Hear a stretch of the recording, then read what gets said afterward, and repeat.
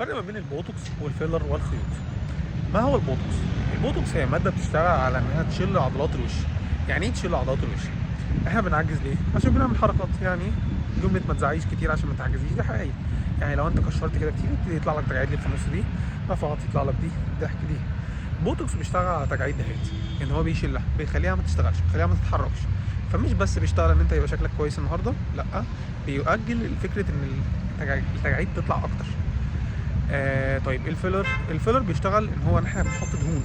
يعني ايه؟ لو الوش وقع كده، لو كنت عندك حته دهون هنا او الحته دي طالعه زياده عن اللزوم، بنرفع الوش، بندعم الوش من فوق عن طريق ان احنا نحط دهون في المنطقه دي، او ننفخ بيها شفايف، نعمل بيها لو في فجوه تحت العين، نفخ. عموما الخيوط دي فوق ال 50 سم. لو الوش الجلد نفسه هو اللي نازل لتحت، بنرفع جلد. اللي ايدك تعمله الخيوط تعملها. يعني لو عايز تشد العين كده. شكرا. هنزل لكم فيديو